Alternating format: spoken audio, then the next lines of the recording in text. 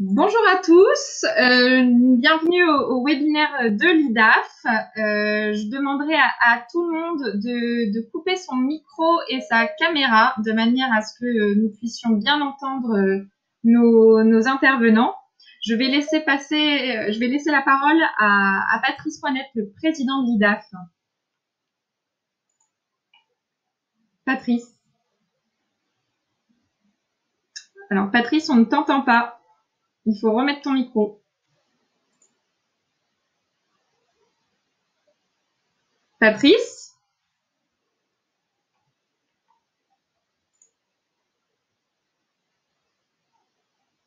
Tu m'entends, le micro est mis là, c'est bon. Voilà, c'est bon, on t'entend. Patrice, merci. Bonjour, excusez-moi, il y a un petit problème technique. Bonjour et bienvenue à toutes et à tous pour ce nouveau webinaire de l'IDA. Pour ceux qui ne me connaissent pas, je suis Patrice Poinette, président de l'Institut des dirigeants d'associations de création. Et on est ravis de voir que vous êtes plus de 200, vous êtes inscrits. Donc voilà, merci de nous donner de votre temps à ce webinaire ce matin pour envisager ensemble la reprise d'activité le jour J étant le 11. Je profite donc de cette belle audience et du fait qu'aujourd'hui est le jour du Giving Tuesday Now pour adresser quelques remerciements à nos adhérents surtout, toujours plus fidèles et nombreux. Et ce matin, nous avons le plaisir de bénéficier du témoignage, vous le connaissez, d'Olivier Godefroy, DRH de l'association Aide. Au conseil d'administration du DAF, tout d'abord, très mobilisé pour continuer à vous proposer des activités en cette période particulière, des cercles d'échange, les webinaires et tas de choses. Et à ce titre, j'adresse un grand merci à Guillaume de Marnac, membre du bureau, présent ce matin pour assurer une interaction entre vous et vos intervenants à travers le chat. À nos partenaires fondateurs, et je remercie ici Jean Bucher et ses équipes de FIDAL, représentées aujourd'hui par maître Laurence Guetta-Stechner, et nos partenaires d'entreprise. Et mon équipe, bien sûr, Oriane, que vous connaissez tous, déléguée générale, à qui je vais céder la parole, et à Isabelle Bidot, son adjointe, qui font tourner l'IDAF. Bon webinaire à tous, et bonne écoute, voilà. Et merci beaucoup. Alors, je prends la parole, voilà, Oriane Desgeorges. Je voulais juste vous dire que l'IDAF, voilà, continue à être très mobilisé pendant la période. Donc, ce webinaire en est le témoignage. Donc, vraiment, merci à tous d'être présents parmi nous et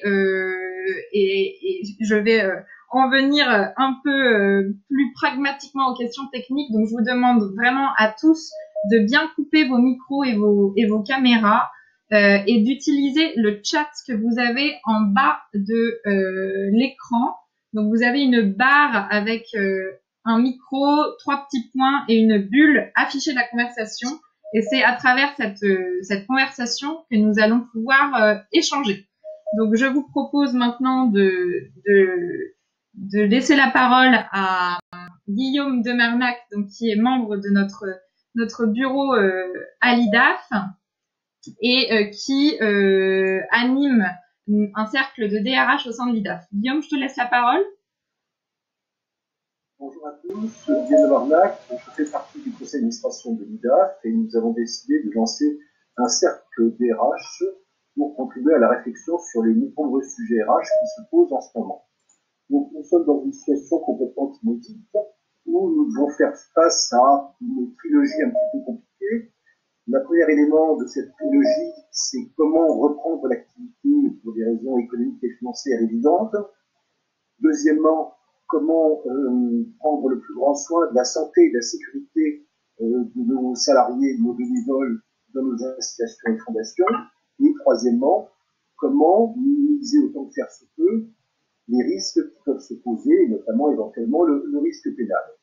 Pour cela, nous avons, et je remercie, Maître Guetta qui va nous présenter l'état du droit existant et surtout éventuellement les nouveaux textes, puisque vous savez tous que le ministère du Travail a récemment publié un document de 21 pages qui s'appelle un protocole de déconfinement.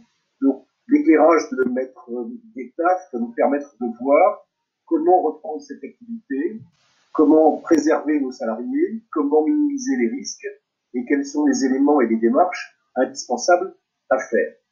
Donc, merci infiniment pour que Nestia allait mettre des tâches à laquelle je passe très volontiers la parole. Oui, merci. Vous m'entendez bien, ça va? Oui, c'est parfait. Bon, ok. Oui, donc merci à tous et merci de votre présence à tous par visio. Alors le support qui va vous être présenté en son entièreté, parce qu'il est assez long, mais il sera mis à votre disposition. On l'a fait volontairement relativement long et précis pour que vous puissiez le consulter ensuite tranquillement à tête proposée. L'objectif de la réunion, c'est d'attirer votre attention sur différents points, d'autant que nous sommes proches de la reprise d'activité, en tout cas pour certains, pour ceux qui s'étaient arrêtés, reprise d'activité qui, a priori, est fixée au 11 mai. Alors, on terminera sur des notes un peu plus sympathiques. Pour commencer, je rebondis sur ce que vous avez certainement entendu ce matin, d'ailleurs, à la radio, à savoir un amendement déposé par des sénateurs relatif à l'obligation de sécurité qui pèse sur chacun d'entre vous, qui est chef d'entreprise au sens large. Quand on parle de chef d'entreprise, c'est le président de l'association, de la fondation, c'est le dirigeant, donc le directeur, ou les directeurs également, et également toute personne qui serait titulaire d'une délégation de pouvoir. Et on parlera de chef d'entreprise d'un point de vue général. Donc, comme vous le savez, tout employeur ou chef d'entreprise a une obligation de sécurité qui pèse sur lui. C'est pourquoi vous avez notamment l'obligation, vous avez l'obligation de mettre en place un plan de continuité d'activité si vous êtes dans une activité style médico-social ou sanitaire. Et là, vous avez l'obligation de mettre en place un plan de reprise d'activité, un protocole de déconfinement, comme l'appelle le ministre du Travail, pour permettre l'accueil de vos salariés dans les meilleures conditions de sécurité et de santé au travail. Donc vous avez une obligation qui pèse sur vous. Cette obligation, elle est aujourd'hui, et c'est la jurisprudence qui nous dit, elle a basculé d'une obligation de sécurité dite de résultat à une obligation de sécurité dite de moyens renforcés. Et les sénateurs ont déposé donc un amendement hier, d'ailleurs supporté par également certains syndicats, en tout cas officieusement, en vue d'obtenir le marquage dans la loi du fait que cette obligation de sécurité n'était, entre guillemets, qu'une obligation de moyens renforcés et non pas une obligation de résultat. Pourquoi cette différence? Alors, les juristes voient tout de suite la risque, pour très vite la comprendre également, une obligation de moyens une obligation de résultat en matière de sécurité, grosso modo, en caricaturant, c'est quoi qu'il arrive, quoi que j'ai mis en place dans l'entreprise, et lors qu'il y a un problème, je suis responsable pénalement.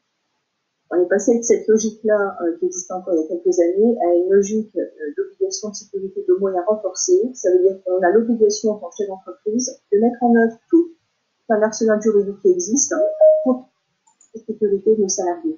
Et dès lors qu'on a mis en place les moyens pour protéger la santé et sécurité de nos salariés, on a respecté notre obligation. Et alors on peut toujours nous rechercher, bien sûr, c'est possible, mais en tout cas, notre obligation sera respectée et notre responsabilité pénale ne sera donc pas retenue en cas de problème. Vous avez tous un document unique, on va y revenir dans un instant. Ce document unique d'évaluation des risques, un document unique qui existe dans le médico social, le document unique d'évaluation des risques professionnels, c'est un document important à charge, c'est souvent en matière pénale ou en matière de faute inexcusable devant l'ex-pénalisateur de sécurité sociale. Donc il y a des choses à faire aujourd'hui, d'un point de vue juridique au sens strict, il y a des choses à faire d'un point de vue un peu plus pragmatique, il y a des choses également à faire en matière de communication, puisque là c'est pas du juridique, mais c'est la prévue, et ça nous permettra d'avoir un maximum de salariés à leur lundi ou dans les prochains jours. Alors Oriane, si vous pouviez avancer sur le support. Moi ça bouge pas. Encore allez-y. Allez-y.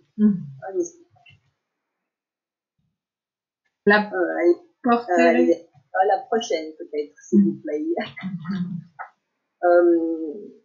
Pour vous aider à mettre à jour votre document unique d'évaluation des risques, qui est, comme vous le savez, la photo de votre politique santé-sécurité à l'instant T.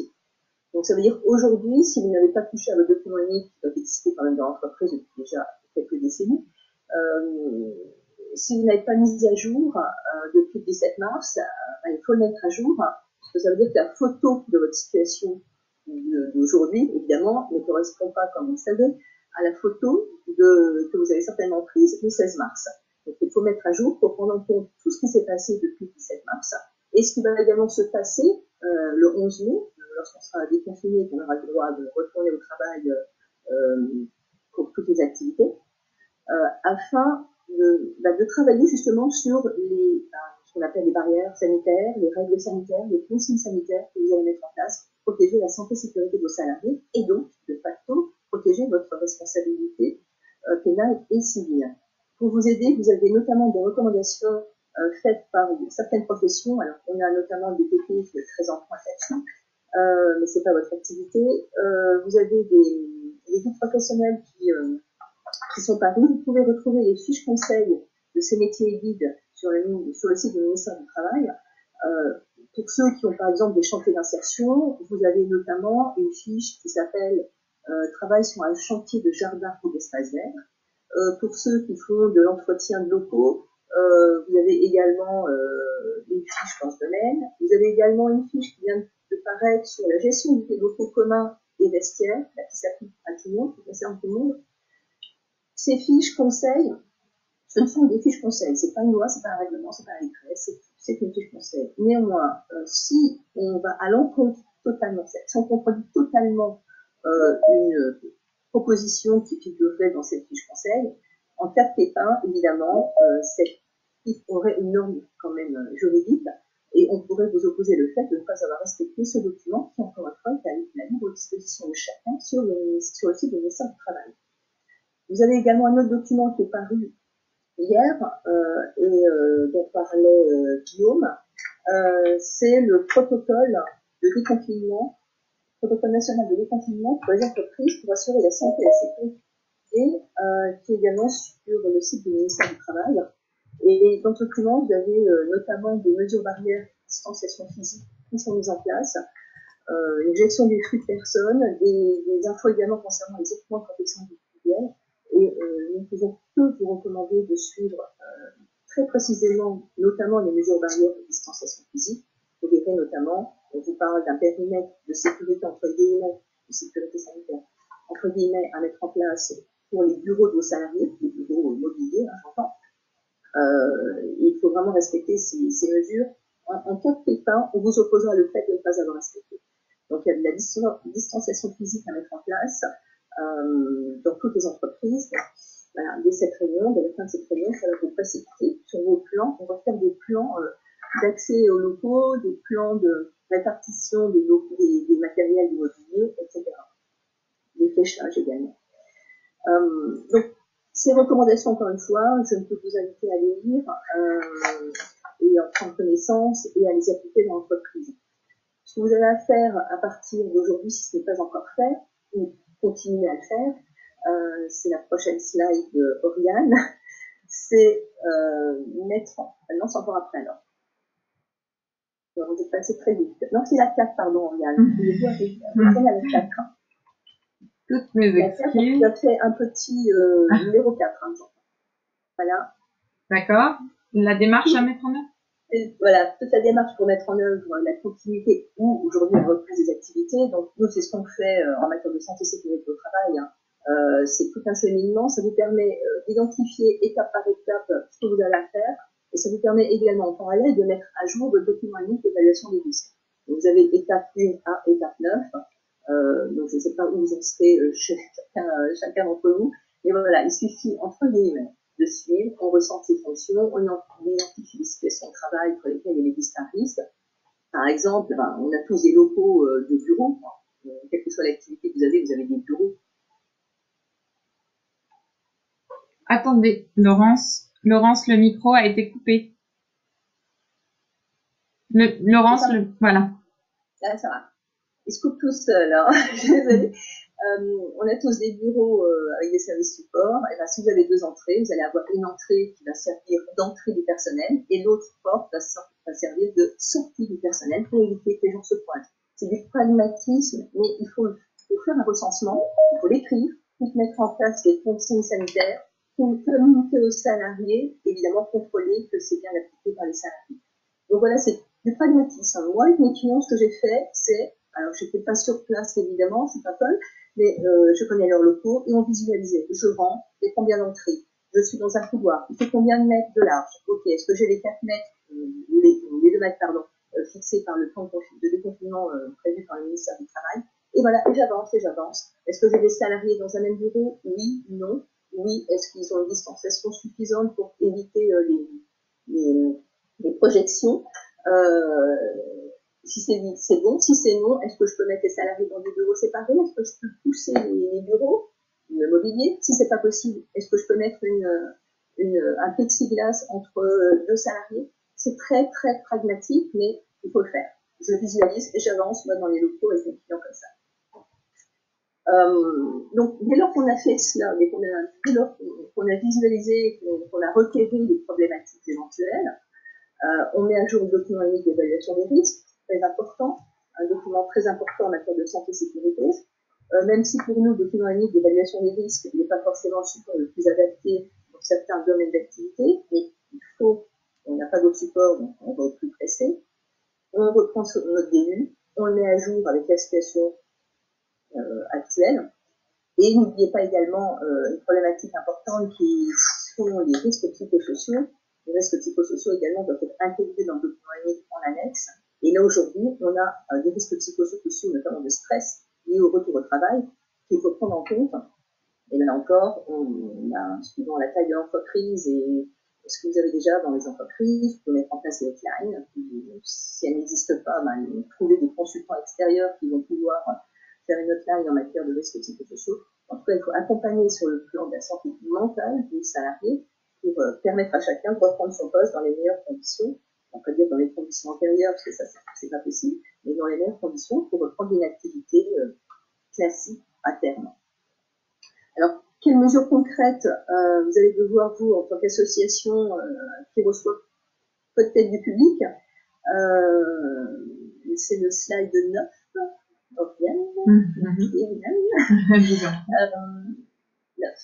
Oui.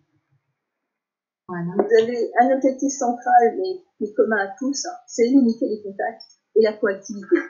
Alors, limiter les contacts entre salariés, on va voir comment.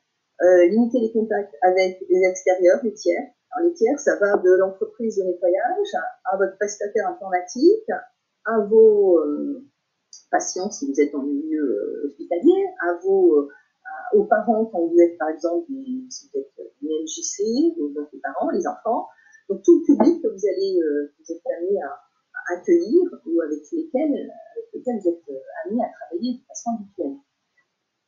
Malgré tout, encore une fois, on ne travaillera plus, on va plus vite comme avant le 17 mars. Le 16 mars, il s'est passé quelque chose. On va falloir vivre avec la crise sanitaire actuelle et donc il va falloir changer notre façon de travailler en interne, mais également en externe. Dans certaines activités, ce sera plus facile que pour d'autres. Mais en tout cas, l'objectif, c'est vraiment limiter les contacts et la coactivité. On va limiter les contacts en interne, ça c'est ce qu'il y a de plus facile, notamment avec des consignes et des barrières sanitaires à mettre en œuvre. On a besoin depuis le 17 mars. Pour que toutes les consignes et les barrières sanitaires que vous allez mettre en place dans l'entreprise soient respectées, il faut évidemment communiquer. Et c'est la slide 10, le slide 10. Vous allez communiquer le 10, Oriane. Oui, c'est en cours. Merci, Oriane. Merci, Oriane. Non, c'est la 10, voilà. Vous allez définir des consignes à suivre. Alors, quand je dis vous, on va voir dans un instant qui exactement, c'est pas vous, président, directeur, tout seul dans le coin, sinon ça ne marchera pas. Alors, définir des consignes à suivre avant, en l'absence de toute suspicion de Covid-19, et également les consignes à suivre en cas de suspicion de contamination au sein de l'entreprise, et les consignes à suivre également au retour du salarié qui aurait été contaminé ou qui aurait été en contact avec un proche contaminé. Là également, il y a tout le process qui a été mis en place qui existe depuis le 17 mars. Donc, tout ce que je vous dis là, ça veut dire qu'il va falloir avoir des panneaux d'affichage dans l'entreprise déjà, parce qu'il va falloir afficher toutes les consignes. Alors ça va de la plus basique, comment je me lave les mains. Déjà, je dois me laver les mains. Comment je me lave les mains? parce que vous savez qu'il y a une technique particulière que le personnel soignant utilisait auparavant, mais qu'on utilise plus maintenant. Est-ce qu'il y a du gel dans l'entreprise, du gel hydroalcoolique, sachant que c'est pas une obligation. Si vous avez un point d'eau avec du savon, ça suffit. Donc là aussi, il faut prendre un tâche avec votre entreprise de nettoyage, qui en principe pourra vous fournir ce matériel. Si vous n'avez pas d'entreprise de nettoyage, vous allez dans les magasins, si vous en trouvez certains qui sont encore disponibles, vous allez dans les magasins de vente de matériel médical et ils ont à la disposition normalement à la vente des gels hydroalcooliques pour le personnel non soignant. Donc, ils veulent leur mettre en place plein d'entreprises déjà, donc réfléchir sur les affiches, les mettre en place. Personnellement, moi, les affiches que je prends, c'est, je fais un mix entre les affiches de l'ARS, l'Agence régionale de santé, et également les affiches que vous pouvez trouver sur le site de l'INRS, l'Institut national de recherche sur la santé et sécurité, qui sont pas mal faites. Et ces affiches, pour ensuite, non seulement les mettre dans l'entreprise, mais également les porter à la connaissance des salariés et les former également aux salariés, puisque si vous mettez en place des masques, vous mettez les masques d'une certaine façon. Si pour se laver les mains, on se lave les mains d'une certaine façon. Si vous avez des masques avec visière, également, on doit les porter à certains moments.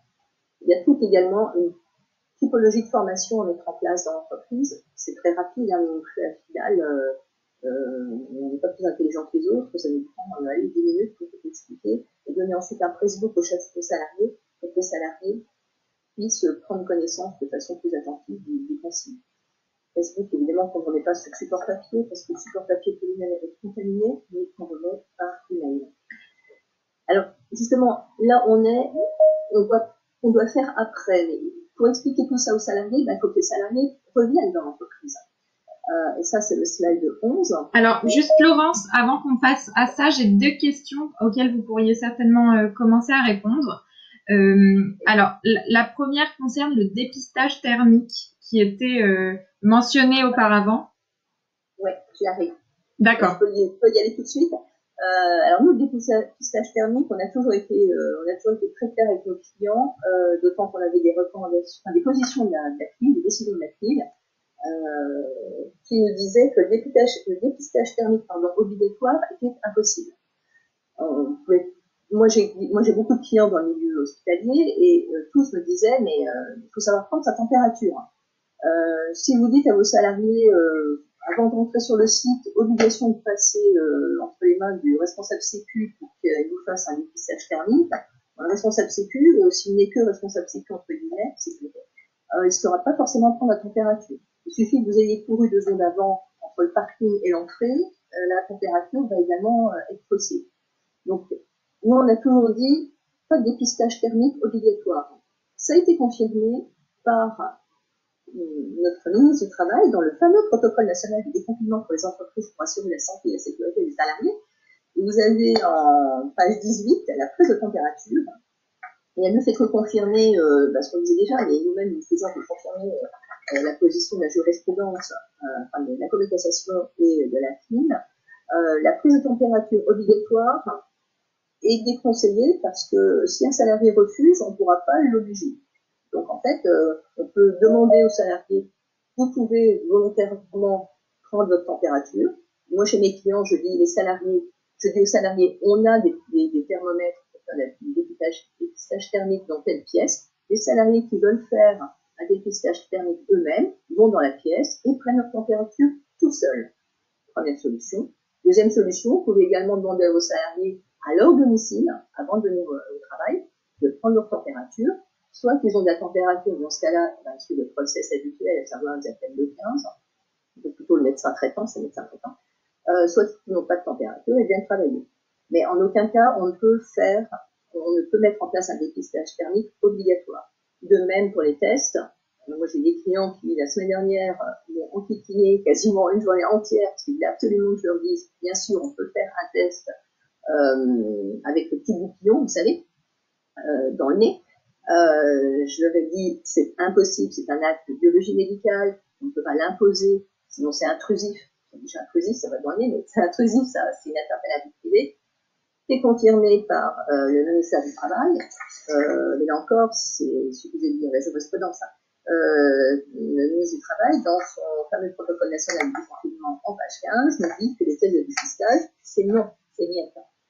Pas de test de dépistage obligatoire. Hors personnel soignant, bien sûr. Hein. Si vous êtes dans un EHPAD, évidemment, vous pouvez pour le personnel soignant. Là, je parle vraiment pour ce qui est le commun des mortels, entre guillemets, c'est-à-dire le personnel non soignant. Donc, pas de test obligatoire, pas de dépistage thermique obligatoire non plus. Sur le volontariat, sur la base du volontariat, bien sûr.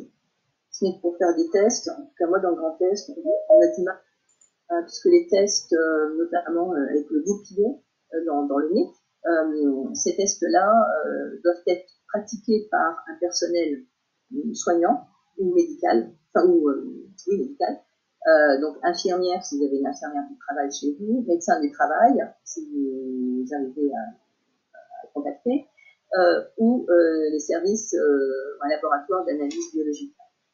Et aujourd'hui, on n'a pas de test sur le marché, en tout cas dans le grand test. C'est pas possible pour le public qui n'est pas du public soignant. C'est-à-dire que moi, Laurence, s'il n'y a pas de prescription médicale, je ne suis pas personnel soignant, je n'ai pas de prescription médicale disant je dois subir ce test, je ne peux pas me faire dépister à ce jour.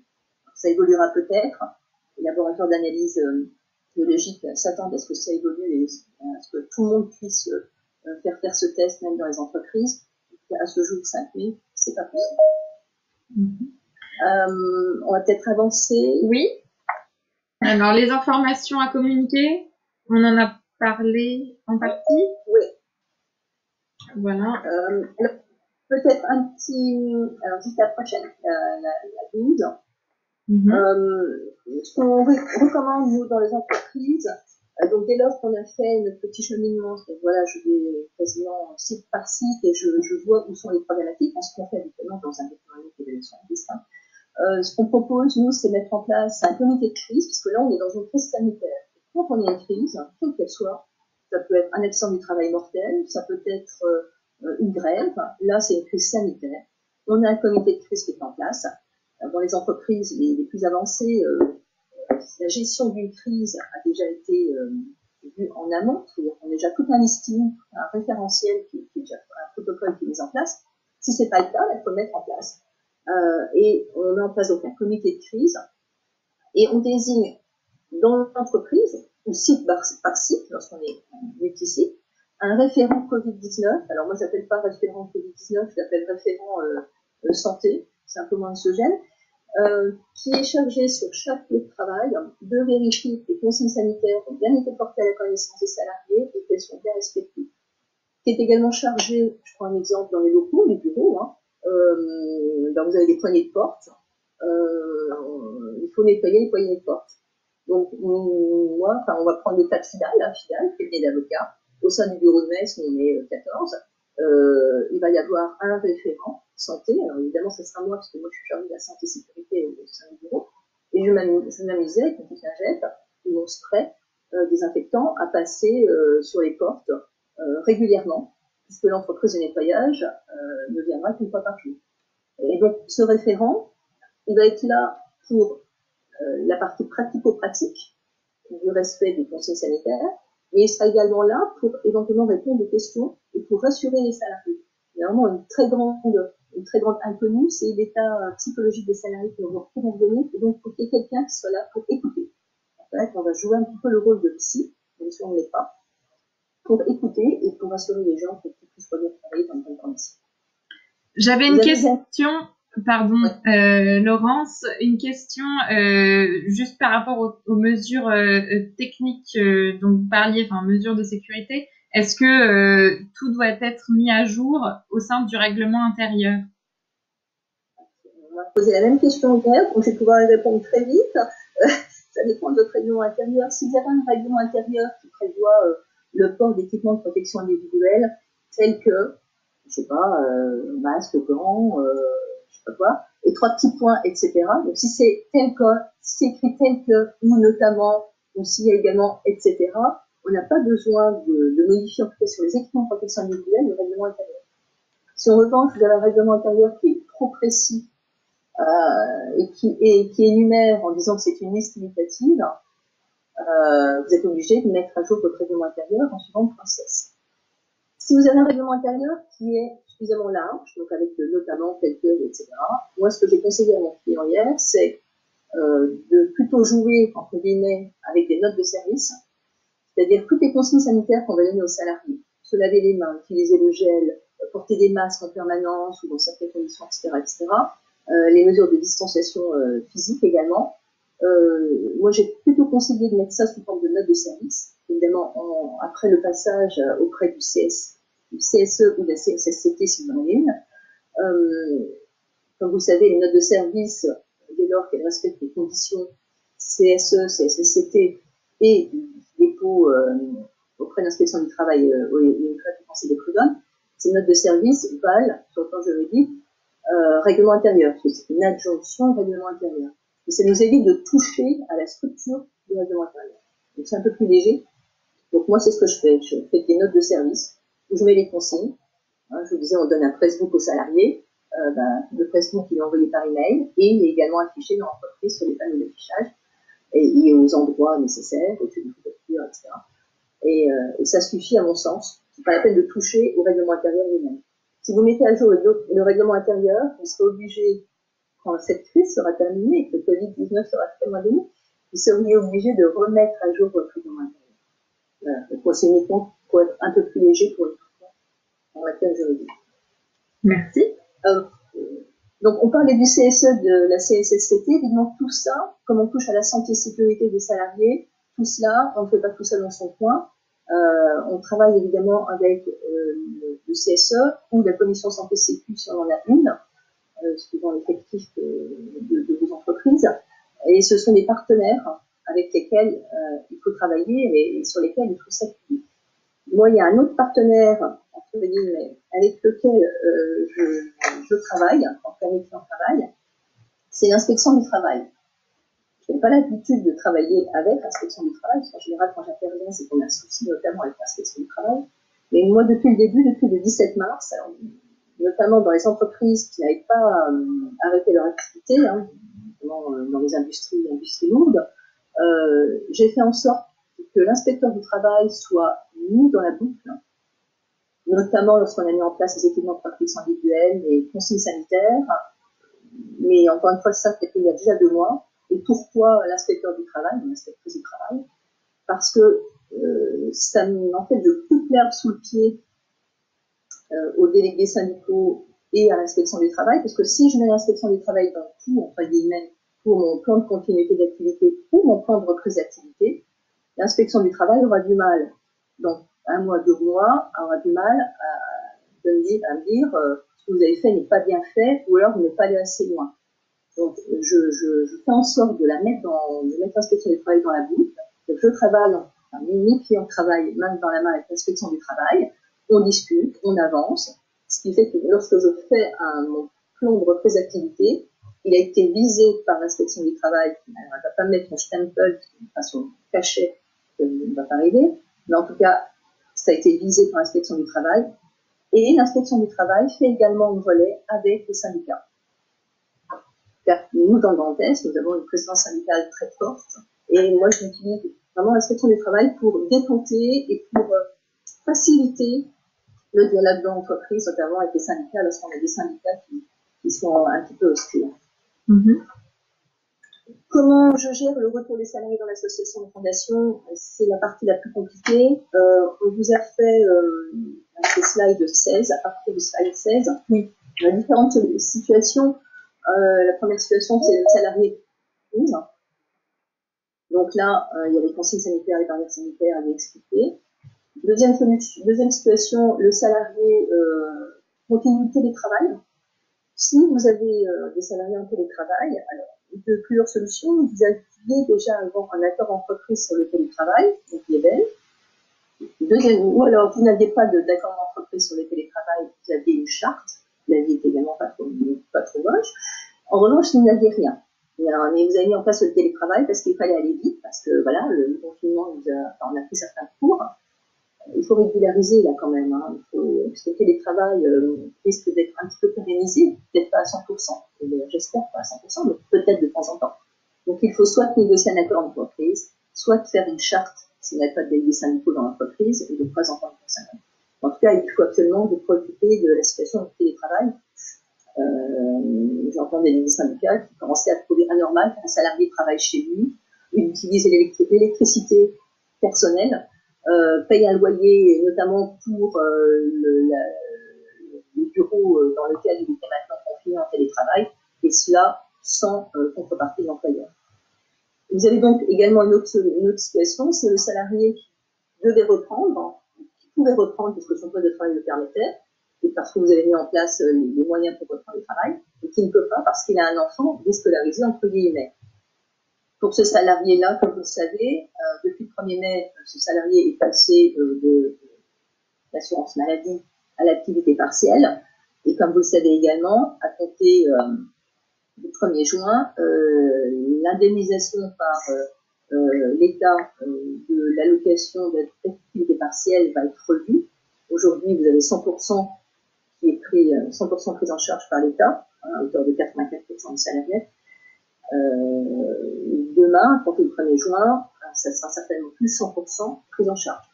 Donc là encore, il faut prendre en compte ce type de salariés, à savoir les salariés qui sont obligés de rester chez eux en télétravail parce qu'ils ont des enfants déscolarisés.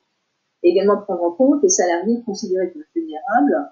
Vous savez qu'on a une typologie de salariés considérés comme vulnérables, notamment ceux qui ont des maladies chroniques, les femmes enceintes uniquement pour le 3e trimestre, ou les salariés qui ont été contaminés par le Covid ou qui ont été en contact avec un salarié, enfin avec un proche contaminé par le Covid. Donc là aussi, vous avez une typologie d'effectifs de salariés à viser. Et il faut faire le point, vous l'avez déjà fait certainement, si ça n'a pas été fait, donc il faut le faire très vite, il faut faire le point avant le 11 mai pour savoir dans quelle case sont mes salariés, j'en fais quoi le 11 mai, est-ce que tout le monde revient au travail, est-ce que j'ai une partie seulement, pour cette partie j'en fais quoi, je les mets en télétravail, encore faut-il avoir les moyens informatiques de le faire, et les moyens de confidentialité à respecter. Si c'est pas du télétravail, je les mets en activité partielle. Donc tout cela, c'est évidemment à planifier et à budgéter encore une fois, parce que l'activité partielle va coûter un petit peu plus cher à compter du 1er juin dans ces particuliers. Dans le support qu'on vous a préparé également, vous verrez, quand vous serez venus, on vous a mis des exemples pratico-pratiques. Alors moi, je vais être très honnête, j'ai fait ce que j'ai fait à Fidal. Nous aussi, on a des locaux, comme vous, et voilà, j'ai suivi ce que j'ai fait à Fidal. Donc, j'ai, moi, déjà regardé la protection des salariés. Donc, j'ai géré la protection des salariés avec le port d'équipements de protection individuelle. J'ai posé la question des tests. Nous, par exemple, à Fidal, on va mettre en place, comme je vous l'ai dit, un dépistage thermique que le salarié lui-même fera s'il le souhaite. On a du gel, des masques, des gants, etc. Vous avez également, alors il faut le faire très vite, si vous pensez vraiment que vous avez raison, nettoyer les locaux. Alors, si les locaux ont été fermés pendant 2 mois, il faut quand même les nettoyer. Alors, pas forcément désinfecter, mais en tout cas les nettoyer. Si vous avez quelques personnes qui sont venues dans les locaux, il faut désinfecter. Donc là aussi, on vous a mis une petite checklist pour le nettoyage des sites. Vous verrez également que les autorités sanitaires préconisent de laisser un délai de latence entre la journée de travail et l'intervention de l'entreprise de nettoyage. Donc là aussi, il faut prendre attache avec votre entreprise de nettoyage très, très vite pour prévoir un nettoyage cette semaine ou lundi avant que les gens arrivent. Et ensuite, il faut, quand vous aurez des salariés sur site, tous ou en partie, il faut également assurer le nettoyage renforcé de vos locaux, éventuellement par une désinfection, mais là ça dépend de vos locaux, de votre activité, de l'accueil, de la réception éventuelle de public, de tiers, etc. Réaménager également des espaces, encore une fois les postes de travail, on en a parlé, je vous invite à lire attentivement les documents du ministère du Travail. Les bureaux partagés, les open space. Là, chez mes clients qui avaient des open space et qui ne joueraient que par les open space, ça fait déjà 1 mois que les open space ont été fermés en bureau. À ce sujet, justement, nous avons une question. Pourquoi est-il nécessaire de nettoyer les locaux avant la reprise puisqu'ils ont été vides pendant 2 mois? Uniquement pour la poussière. Là, j'ai parlé de nettoyage, je vais pas parler des infections. Hein. D'accord. Mais c'est sûr que si vous avez un ou deux salariés qui sont venus, même un seul, vous avez un salarié qui est venu pour faire des photocopies, je ne sais quoi, ou des gens est passé pour voir si on n'a pas été cambriolé. S'il est passé, s'il passe vendredi 10 mai, il faudra peut-être désinfecter. D'accord. Et la désinfection, moi j'ai pris attache avec mon entreprise de nettoyage hier pour faire la désinfection des locaux, parce que moi je venais tous les jours au bureau, donc voilà, potentiellement je pouvais contaminer, je touchais le photocopieur, je touchais évidemment les poignées de porte. Ils ont 3 ou 4 protocoles de nettoyage suivant l'activité que vous avez, votre activité quotidienne, suivant également la présence de personnes durant les 2 mois qui sont écoulés. Et donc, vous avez un nettoyage plus ou moins renforcé. Alors après, vous prenez le nettoyage classique s'il y a eu personne, mais après, quand vous aurez du monde sur site, il y aura une désinfection à faire. Je vous laisserai lire le protocole de déconfinement pour les entreprises fait par le ministère du Travail. Bon, il faut le lire avec beaucoup de recul, parce qu'à les écouter, il faudra avoir une entreprise de nettoyage en permanence chez vous. Et à chaque fois que vous touchez une poignée de porte, il faut que la femme de ménage, nettoie la poignée de porte. Oui. Et il y a un caractère, dit un des participants, un caractère de réassurance aussi des salariés, voilà, qui n'est pas négligeable dans ce contexte. Moi, je vais vous dire comment on fait à Fidèle. Encore une fois, nous, c'est pratico-pratique. En tout cas, moi, je suis très pratico-pratique. Ma boîte de nettoyage va faire une désinfection totale de tous les locaux, même l'étage qui n'a pas été utilisé. On a un étage pour les formations, on n'a pas eu de formation, évidemment, pendant 2 mois. Et ensuite, tous les jours, ils vont faire une désinfection, Covid-19. Donc, c'est pas la plus haute, c'est le 2e stade. Sur 3 stades, ils ont 3 stades, eux, c'est le 2e stade.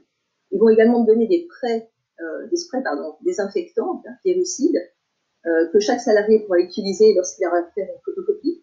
Quand on a un code, on touche. Donc chaque salarié, mais on va responsabiliser les salariés, nettoiera la photocopieuse, nettoiera également la poignée de porte s'il la touche. Voilà, on va mettre en place des choses dans l'entreprise, mais chaque salarié va être en charge. Je ne vais pas prendre une entreprise de nettoyage 24 heures sur 24 Pascal, bien sûr. Oui. Alors j'ai d'autres questions toujours. Est-ce qu'on doit aller jusqu'à nettoyer la clim? C'est un médecin du travail. Oui. Voilà. C'est une excellente question. Il faut que votre climatisation soit mise à jour, soit contrôlée. Mais si vous avez un contrôle, si vous avez une climatisation en bon état qui fait l'objet des contrôles récurrents, alors chez nous c'est tous les trimestres, mais après ça dépend des activités et du type de clim. Si c'est fait correctement, le virus passe pas par la clim. Et après, ça dépend des salariés. Je sais que nous, à Fidal, si je prends toujours l'exemple de Fidal, moi au bureau de Metz, j'ai quelqu'un qui est complètement hypochondriaque, une avocate qui est hypochondriaque. Le jour où elle reviendra, et c'est pas prévu qu'elle revienne demain, voilà, parce qu'elle ne veut pas, elle m'a déjà dit, il y aura pas de clim dans mon bureau. Ok, il ne mettra pas de clim. Nous, on a la chance d'avoir de la clim individualisée. Si vous avez une clim commune, là, il faut se poser la question. Si vous avez des salariés qui ont peur, vous allez beau leur expliquer tout ce que vous voulez, ils auront peur. Donc après, il faut prendre des mesures. Il y a une clim commune, mais on ne mettra pas la clim. Si c'était 40 degrés cet été, on gérera ensuite les 40 degrés. Et voilà. Après, il faut être très pragmatique. Et a priori, le virus ne passe pas par la clim. En tout cas, c'est ce que j'ai lu. Moi, je lis ce qui est écrit à l'ARS. Et l'ARS me l'a dit. Alors, je suis désolée, je vois que le temps tourne énormément. Ouais. Vous avez beaucoup de choses à dire et on a énormément de questions sur la responsabilité. Donc, est-ce que vous voulez continuer encore un petit peu sur la réorganisation des espaces et puis on passe sur les questions un peu de... Sur la réorganisation des espaces, je vais vous donner les titres. Dans le support qu'on nous a préparé, on vous a donné également des pistes sur les espaces communs. Pensez à la cantine, au restaurant, au point d'eau, si vous avez des tisanières, ça existe également, des pièces destinées au café. Tous ces espaces communs doivent être réaménagés, il faut y penser. Les règles d'accès et de circulation, on en a parlé à l'instant. Du fléchage au sol, on peut regarder ce que fait la grande distribution, donc faites des flèches au sol pour qu'on évite de se croiser.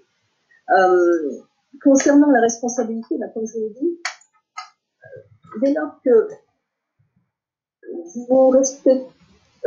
vous avez un document unique qui est mis à jour, un document unique d'évaluation des risques, dès lors que vous avez mis en place des consignes sanitaires claires portés à la connaissance de tous, et dès lors qu'on les fait respecter. Bien sûr, vous avez un salarié qui veut pas jouer le jeu entre guillemets, même si c'est pas un jeu, il va falloir lui expliquer que c'est pour son bien, mais également le bien de ses collègues. Alors moi, je suis toujours sur un terrain pénal, même si les salariés n'aiment pas. J'explique aux salariés, mais dans tous les cas, c'est pas uniquement lié au Covid-19, il n'y a pas de l'employeur qui est responsable pénalement. Tous les salariés sont responsables de leur santé et sécurité. Ce sont les articles L41, 21.1 et suivant du Code du travail. Dès lors qu'on a dit aux salariés, peut-être pas dire de façon si brutale que ce que je fais là, dès lors qu'on leur a expliqué qu'il y a une responsabilité pénale qui pèse sur tout salarié dans l'entreprise, c'est-à-dire que tout salarié est responsable de sa propre santé, mais également de celle de ses collègues, que les mesures qu'on met en place, notamment le port d'un masque, si vous décidez que le port du masque est obligatoire, c'est pas pour l'embêter lui, c'est pour lui permettre à lui de ne pas être contaminé, mais également, c'est un petit peu altruiste, mais beaucoup altruiste, c'est pour permettre à ses collègues de ne pas être contaminés par lui-même. C'est beaucoup de pédagogie. Moi, je pars du principe que les salariés ne sont pas idiots, donc ils comprennent. Mais il faut, c'est la méthode Coué, hein. Il faut répéter. Et dès lors que les salariés ont compris qu'ils doivent également respecter les règles, vous ensuite, si votre document est mis à jour, le document est mis à jour, si vous avez des consignes sanitaires qui sont claires, si vous avez respecté le protocole national de déconfinement pour les entreprises mis en place par le ministère du Travail, après, vous avez toujours une responsabilité qui pèse sur vous, mais Covid-19 ou pas, hein, vous êtes toujours responsable en tant que chef d'entreprise. Mais encore une fois, si vous avez fait nécessaire, on pourra toujours vous enquiquiner. On n'empêchera jamais quelqu'un de vous attaquer. Mais si vous avez fait nécessaire, votre responsabilité pénale ne sera pas retenue. Alors, sur la question du DUER, justement, que vous évoquiez, si une association découvre qu'elle n'a jamais eu de DUER, est-ce qu'elle peut au moins élaborer un protocole Covid-19 et s'engager à rédiger un DUER au plus vite ensuite? Je pense que le DUER, il doit avoir 20 ans. J'espère que l'association n'existe pas depuis 20 ans. Non, le DU, il est obligatoire. Si vous faites un protocole sans document unique, à mon sens, le fait de ne pas avoir de document unique, c'est considéré comment par les magistrats du code social? C'est vous vous moquez de la santé et sécurité des salariés. Le document unique, c'est une photo. Alors après, ça dépend de l'activité que vous avez. Si c'est une activité de bureau, évidemment, votre document unique sera moins. Je crois qu'aujourd'hui, avec le Covid-19, il va être également prégnant, mais il aura des règles qui seront beaucoup moins élargies que si vous avez des chantiers d'insertion, des salariés dans leur voiture, enfin sur la route, etc. Mais non, le document unique, jamais je ne peux pas vous dire, faites déjà le reste, mais pas le document unique. Le reste fait partie du document unique. Le protocole de reprise d'activité a un lien évidemment important avec le document unique. Donc, on ne peut pas faire l'un sans l'autre. Il faut faire les deux. Je suis désolée de casser votre journée à la personne qui a posé la question, mais non, il faut faire. D'accord. Et le document unique, c'est une photo. C'est la photo de ma politique santé sécu à ce jour. S'il n'y a pas de photo, je ne vois pas comment on va pouvoir mettre des choses sur si je n'ai pas l'album photo, je ne vois pas comment je vais pouvoir mettre des choses dans mon album. Oui. On a des échanges d'expériences via le chat que je vous invite à lire les uns les autres. Alors, est-ce qu'on peut... On a quelqu'un qui nous dit que ma journée est foutue. Oui, je sais. Mais non, tout va bien. Non, mais on a des outils. La journée n'est pas foutue. On a des outils. Moi, j'ai des clients qui, ça fait déjà, j'ai peut-être 6-7 qui ont repris une activité. Il y a beaucoup de boulot pour reprendre une activité, beaucoup de boulot juridique, beaucoup de communication, mais c'est la vie de l'entreprise. C'est faisable, on peut le faire. Nous, finalement, on est en train de le faire, donc on peut le faire. Après, c'est pas du juridique, c'est de la communication. Alors, si vous avez un directeur communication, vous avez beaucoup de chance. Si vous n'en avez pas, il faut vraiment communiquer auprès des salariés. Merci Laurence. Donc on a encore beaucoup de questions sur les questions de responsabilité. On aimerait que Olivier Benoît nous fasse part de de son témoignage. Est-ce que vous avez encore quelques messages à faire passer et après on passera aux questions Non, je pense que vous avez plein de choses dans le support que vous aurez. Si vous avez des questions autres, n'hésitez pas à vous les envoyer à Oriane qui les transmettra. Moi, je vous répondrai par email, il n'y a pas de souci. Non, courage. Alors, on est tous dans la même galère, hein, je veux dire, nous aussi. Donc, et encore une fois, c'est faisable. Mais il faut prendre le temps de le faire. Je vous propose qu'on laisse la parole à Olivier Benoît pour son témoignage et ensuite on reprendra les questions. Merci beaucoup, Laurence. Bonjour à toutes et tous. Moi, je vais faire un témoignage très pratico-pratique, mais pour essayer de faire le lien avec ce qui vient d'être dit. C'est même pas la journée qui est foutue, c'est depuis, on va dire, le mois qui est foutu à passer effectivement tout notre temps de DRH ou de RRH à gérer cette crise. Et c'est pas une mince affaire. Je pense que plusieurs de ceux qui sont présents partagent cet avis-là. Là où on pourrait peut-être se réjouir en tant que RRH ou DRH, c'est de se dire que voilà, on sera la première génération à avoir géré un déconfinement au niveau national et que voilà, cette expérience-là unique, on pourra peut-être nous la réclamer plus tard comme une compétence acquise dans notre parcours professionnel. Donc moi, je suis Olivier Benoît, je suis le directeur des ressources humaines et militante de l'association AIDE. L'association AIDE, c'est une association qui œuvre dans la lutte contre le VIH/SIDA et les hépatites virales. Donc on pourrait se dire, et on peut se dire qu'on a une certaine expérience en matière de lutte contre les virus, mais pas forcément en matière de lutte contre le Covid-19, qui là, c'est un peu invité de la partie et auquel on n'avait pas pensé. Il n'empêche que c'est quand même, pour ce qui concerne AIDE, un environnement plutôt facilitant parce que, à l'aune de ce que je viens d'entendre, on a quand même des salariés. Et je parlerai pas que des salariés, je parlerai aussi des bénévoles, puisqu'on est une association, en tout cas pour AIDE, qui sont très informés et très habitués à ces gestes de prévention et de précaution à prendre pour éviter de se contaminer ou de contaminer. Alors évidemment, dans la matière de VIH, on est plutôt normalement sur des moyens de protection liés à d'autres formes de contamination, mais voilà, on a quand même des réflexes qui sont acquis et qui facilitent énormément les choses, je pense, pour nos militants qui fréquentent l'association. Moi, je pense qu'en tant que directeur des ressources humaines et militantes, j'ai à faire face à 5 défis. Le premier qui a été évoqué également par la juriste qui vient de prendre, c'est à la fois faire face à cet environnement et à cette accumulation d'informations, soit très précises, qui sont données par les autorités, soit très imprécises, et qu'il faut qu'on fasse avec. Et que c'est très difficile de s'y retrouver. Ça suppose énormément de lecture et ça suppose énormément de références à avoir pour pouvoir maîtriser la situation et notre discours là-dessus.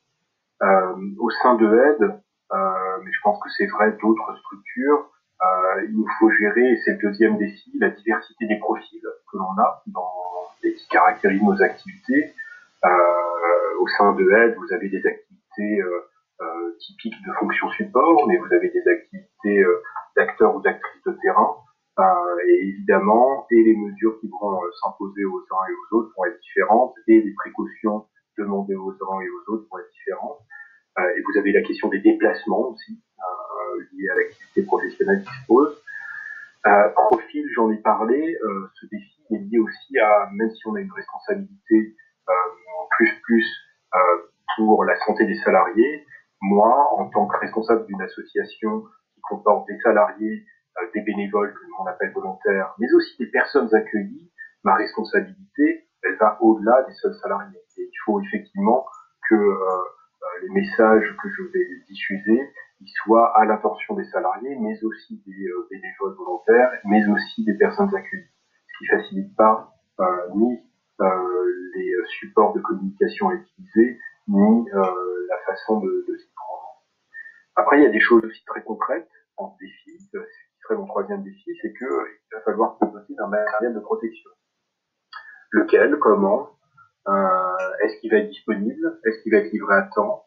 Est-ce qu'on va avoir des masques? Est-ce qu'on va avoir les bons masques? Est-ce qu'on va avoir les bons produits? Et ça, c'est une vraie difficulté à laquelle aujourd'hui on est confronté, qui nous amène sans doute à nous dire qu'on ne sera pas prêt le 11 mai parce qu'on n'aura éventuellement pas dans tous les lieux de la structure le matériel à disposition. Et puis, même si c'est plus du côté d'une direction administrative et financière, et la question du coût et du surcoût pour nos structures de commander tout ce matériel. Et là, je pensais même au nettoyage ou à la désinfection. Je crains que certains prestataires ne saisissent l'opportunité de cette épidémie pour se refaire une santé financière avec effectivement des coûts excessifs en matière de désinfection ou de nettoyage des locaux. Et enfin, et ça a été évoqué, le dernier défi, c'est le défi lié aux personnes. Enfin, je pourrais presque dire aux personnalités, mais vous avez effectivement à tenir compte des situations individuelles des uns et des autres. Alors je reviens pas sur la garde d'enfants, je reviens pas sur les difficultés rencontrées avec la maladie ou avec une proximité qui nous rend vulnérables, mais aussi les craintes exprimées par les uns et les autres, les craintes de reprendre les transports en commun, les craintes de venir au travail, les craintes de croiser des gens, les craintes. Et tout ça sont autant de freins qui vont au-delà même de la communication et des consignes sanitaires que l'on va pouvoir dispenser auprès de nos équipes. Alors à Aide, on met tout ça dans un shaker et depuis la semaine dernière, on réfléchit à comment on va reprendre. Alors on a j'ai commencé à élaborer un document qui se veut à la fois finalement à mi-chemin entre le document unique, mais aussi le document pédagogique, qui va servir de support à la communication ou à toutes les déclinaisons de communication qu'il va falloir faire auprès des différents membres de la structure. Ce document, c'est pas une mince affaire que d'élaborer, parce que, comme ça a été évoqué, et si je prends le cas très concret de Aide, c'est effectivement un siège, mais c'est aussi 76 lieux répartis partout en France, dans des départements rouges, dans des départements verts. Je vais pas parler aussi de cette question-là des départements rouges et des départements verts qui vient lever aussi plein de questions. 67 lieux, très différents les uns des autres, dont la configuration, l'espace sont très différents et qui, effectivement, dans lesquels agissent des gens avec des métiers aussi très différents et avec des contraintes liées à leur activité très différentes. Et tout ça, il faut en tenir compte dans ce document pour pouvoir essayer d'embrasser au maximum toutes les situations et d'apporter des réponses qui parfois sont fondées juridiquement, parfois sont fondées sur le bon sens, parfois sont plus dans une finalité de rassurer les personnes en leur disant mais oui, on a pensé à cette situation-là et on essaie d'y répondre. Et que ce document, alors il ne s'agit pas de l'élaborer avec l'ensemble des personnes, mais il s'agit aussi de l'élaborer avec l'ensemble des responsables locaux ou régionaux qui vont avoir en charge justement la mise en œuvre des consignes ou des principes que l'on détermine. Et ça aussi, c'est beaucoup de temps passé en réunion avec eux ou avec elles pour pouvoir être sûr que on met le curseur au bon endroit. Il ne s'agirait pas non plus de façon dans une structure comme elle, qui est une structure quand même relativement décentralisée, mais c'est le cas de souvent les associations. Il ne s'agirait pas d'avoir une communication uniquement descendante avec des consignes qui, dans les faits, seraient inapplicables sur le terrain. Donc il faut qu'on tienne compte à peu près de toutes ces situations et les construire avec les personnes. Donc c'est ce que l'on est en train de faire entre la semaine dernière et pas plus tard que hier, comité de direction pour se pencher effectivement sur ces documents. Aujourd'hui, discussion avec l'ensemble des responsables. Et puis, demain, je vous donne mon emploi du temps de la semaine, mais je pense que c'est le même pour vous. Demain, les instances représentatives du personnel qui vont effectivement être associées directement sur ce document, avec une C2ACT qui est convoquée, un CSE qui est convoqué, et dans l'ensemble de nos lieux, les représentants de proximité qui sont également convoqués. Très bien. D'autres conseils, voilà. Olivier? Oui. Oui. Est-ce que vous avez d'autres conseils ou est-ce que vous avez peut-être une expérience à partager sur les salariés vulnérables à risque devant continuer le télétravail? Est-ce que est-ce qu'ils doivent se faire connaître? Alors c'est vrai que voilà, aide à la fois à cette connaissance de la gestion d'une épidémie, même si le Covid-19 a des modes de transmission qui sont bien différents des épidémies auxquelles nous on est habitués au quotidien. Ce mode de transmission par voie aérienne, évidemment, vient bousculer énormément les mesures de prévention et de précaution à prendre. Mais nous, ce qui a toujours été clair au sein de notre structure, avant même d'ailleurs les mesures gouvernementales de confinement, c'était de donner une information de protection pour les salariés les plus fragiles. Alors, sur lesquels on n'a pas forcément nous l'information, parfois on l'a, évidemment, parce que il y a une forme de visibilité de ces questions-là en interne, mais effectivement, le télétravail va être de règle pour les salariés qui peuvent prétendre à ce mode d'organisation-là et que les postes l'autorisent. Mais sinon, effectivement, on va protéger au maximum les salariés les plus fragiles. Alors, ils vont pouvoir continuer à bénéficier pendant le mois de mai de cette mesure sur l'arrêt maladie simplifié. Mais ça va au-delà des salariés les plus fragiles, ça va aussi avec ces salariés qui vivent avec des personnes fragiles. Il y a aussi cette notion-là, c'est-à-dire qu'on a eu beaucoup de salariés ou d'expressions aussi de salariés qui ont dit « moi j'ai aucun problème, mais je refuse de ramener à mon domicile le Covid-19 parce que je vis avec une personne qui, elle, présente de grandes fragilités et que je ne veux pas rapporter le virus à la maison ». Donc on a eu aussi ces situations-là à gérer qui ont été prises en compte d'ailleurs par l'assurance maladie. Et si elles ont été prises en compte par l'assurance maladie, c'est que des associations comme la nôtre et d'autres, on s'est mobilisé auprès de l'assurance maladie pour leur dire c'est une réalité, il faut que vous en teniez compte.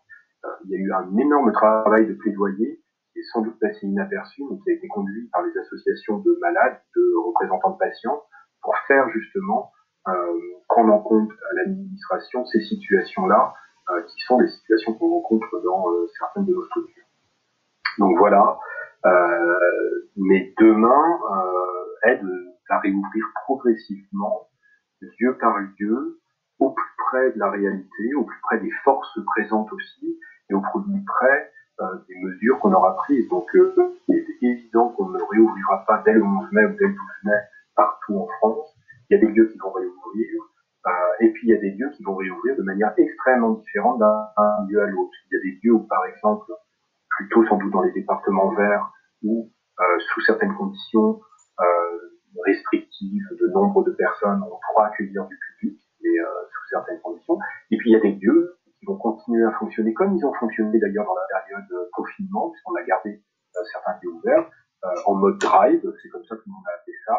C'est-à-dire le local est fermé, les salariés sont présents, ils sont ultra protégés en matérialisant les distances physiques nécessaires par des tables, par des marquages au sol, etc.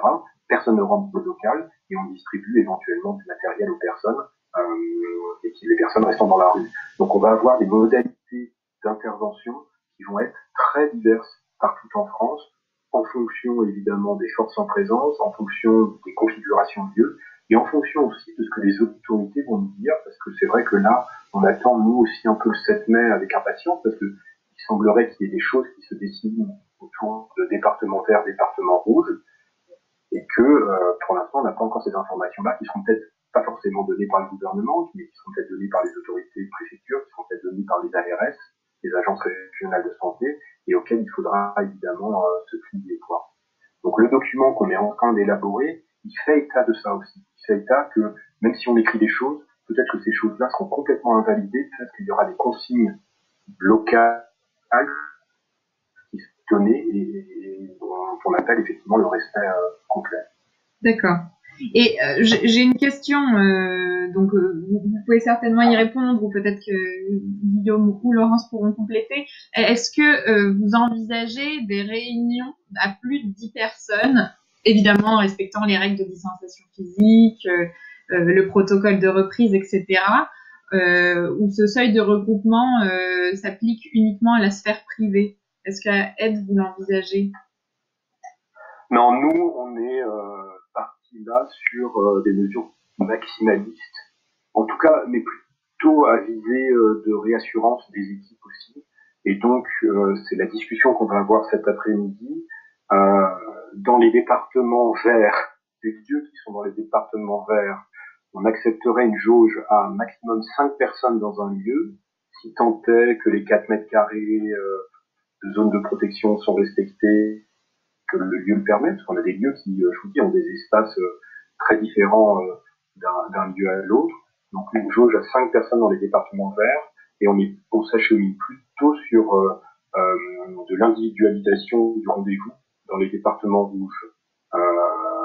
Et après, en fait, très clairement pour Aide, qui regarde évidemment les courbes épidémiques avec attention, on attend de voir les 3 semaines qui se passent. C'est-à-dire que là, il y a le déconfinement. Si on voit que les choses sont plutôt calmes du point de vue de la fréquentation hospitalière, des cas graves, etc., qui nécessiteraient une réanimation, ça veut donc dire qu'on est en épidémie effectivement généralisée, mais une épidémie contrôlée, et que là, on pourrait être peut-être sur des mesures plus relâchées au mois de juin, mais en tout cas, sur les 3 premières semaines du mois de mai, je pense qu'on va, nous, en tout cas en interne, être sur des mesures maximalistes qu'on doit encore discuter. Il y a des questions très très concrètes qui se posent. Nous, nos locaux sont dotés de douches, par exemple, pour permettre à des personnes vivant dans la rue d'accéder à l'hygiène. Ça fait partie des missions qu'on doit remplir. Et on tient à remplir ces missions-là. Sauf que les douches, aujourd'hui, leur désinfection est impossible, sauf à avoir en permanence quelqu'un qui vient le faire, mais ça va être impossible. Donc on est partagé entre notre obligation, on va dire, de sanitaire et notre obligation d'engagement de mission à l'égard de ces populations. Et là, aujourd'hui, il faut qu'on tranche. Et on va trancher avec les responsables, parce que moi, je vais les associer à la décision sur est-ce qu'on rouvre ou pas. Alors, il y a peut-être des endroits où on va réouvrir ces douches, il y a des endroits où on va peut-être pas les rouvrir. D'accord. Merci beaucoup, Olivier, pour cette intervention très, très concrète. Je vois l'heure tourner. J'aurais simplement quelques questions à ajouter concernant les questions de responsabilité qui nous sont quand même beaucoup posées. Donc, vous, peut-être à votre niveau, ou Laurence ou Guillaume, n'hésitez pas à intervenir. On a une question sur la responsabilité des bailleurs. Comment gérer justement ces mesures sanitaires, l'accès à l'immeuble, les parties communes, etc. Ça, c'est quelque chose que vous avez un petit peu évoqué, Olivier.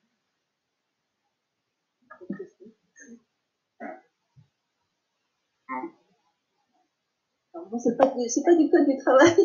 C'est pas du code du travail, je suis désolée. Le seul truc qui correspond, enfin, le seul lien que je fais au code du travail, c'est, vous avez donc des salariés qui sont dans des locaux qui appartiennent à des bailleurs, c'est ça? Oui. Par rapport aux salariés, d'accord. Donc là, c'est le risque de la coactivité, ce dont je parlais tout à l'heure. C'est-à-dire que votre document unique, il doit prendre en compte toutes les contraintes des salariés. Je suis dans les locaux de ma boîte, je suis à l'extérieur, je suis sur la route, etc. Et si je suis en rendez-vous à l'extérieur ou dans un local qui n'appartient pas à mon employeur, il faut donc que mon employeur se rapproche, en l'occurrence du bailleur, pour voir quelles mesures de protection le bailleur a mis en place.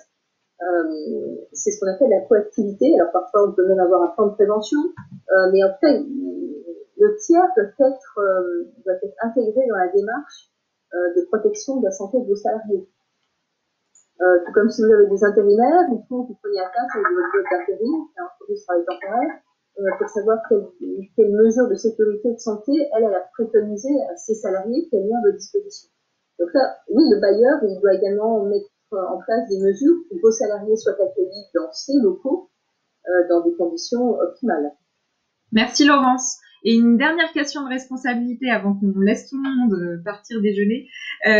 Alors, la responsabilité des administrateurs, qui est vraiment un public de l'IDAF. Qu'en est-il de leur responsabilité pénale et civile alors qu'il y a une délégation de pouvoir dûment formalisée envers le délégué général ou le directeur général, justement sur la mise en œuvre de la politique de santé, de sécurité, d'hygiène. Est-ce qu'il y a des vigilances particulières? Si c'est une véritable délégation de pouvoir au sens de du travail, même au sens Laurence, à savoir une délégation de pouvoir en matière d'hygiène et de sécurité, qui transfère la responsabilité pénale, parce qu'en matière d'association, on parle parfois de délégation de pouvoir, mais c'est pas celle qui transfère la responsabilité pénale. Donc c'est vraiment une délégation de pouvoir qui transfère la responsabilité pénale à un administrateur, pardon. Un administrateur est responsable pénal à la place ou en même temps que le dirigeant, en tout cas celui qui va donner la délégation de pouvoir. Donc il faut déjà vérifier si c'est une véritable délégation de pouvoir en matière de santé et sécurité, s'il y a vraiment un transfert de responsabilité pénale. Et si oui, ben oui, on est responsable pénal. Si c'est non, parce que ce n'est qu'une délégation de pouvoir au sens statutaire, au sens associatif, l'administrateur n'est pas forcément responsable pénal. Est-ce que je me fais bien comprendre? Il faut bien regarder ce qu'on entend par délégation de pouvoir. Parfois on dit que c'est une délégation de pouvoir, alors que ce n'est pas une en matière de droit du travail, en matière de droit pénal du travail. D'accord. Merci beaucoup. Une toute dernière question. Est-ce que vous avez une ressource à conseiller pour la mise en place de la charte télétravail? On parle notamment d'une contrepartie à prévoir pour l'électricité, par exemple. Oui, l'électricité, le loyer. Alors, il y a une très bonne ressource qui s'appelle FIDAL, qui est donc un très grand cabinet d'avocats qui sait faire. Donc, on est à votre position. Mais de faire part, mais c'est une demi-blague. Non, après, ça dépend. Ça dépend. Est-ce qu'il y a un seul salarié concerné? Est-ce qu'il va rester 100% en télétravail? Il y a plein de paramètres à prendre en compte. Et c'est sûr, oui, il y a l'électricité, éventuellement le loyer. Hein, si les locataires, on peut prendre une quote-part du loyer, mais il n'y a pas de règle. En tout cas, en matière sociale. Peut-être qu'en matière fiscale, il y en a. Il faut également peut-être s'occuper des questions fiscales. Olivier Benoît, est-ce que vous avez une charte de télétravail? Eh bien non. Figurez-vous que le Covid nous a pris de court parce qu'on était sur le point de la finaliser là en mars et que voilà le confinement a ralenti profondément enfin, ou en tout cas a orienté le dialogue social vers d'autres priorités et qu'on n'a pas pu faire advenir là où on en était de la discussion. Donc on était en plein dans cette discussion, ce dialogue social autour d'un accord autour du télétravail. Donc pour l'instant, alors ce qui est intéressant quand même dans la situation qu'on vient de connaître, c'est que par ce télétravail imposé, ça nous a permis de voir plein de choses. Certaines on les avait anticipées, d'autres on ne les avait pas anticipées, et ça va nous permettre sans doute par contre de donner un coup d'accélérateur à l'émergence du télétravail dans des activités qui pourraient ne pas y prétendre et dont on se rend compte que finalement une journée par semaine elle pourrait tout à fait être en télétravail.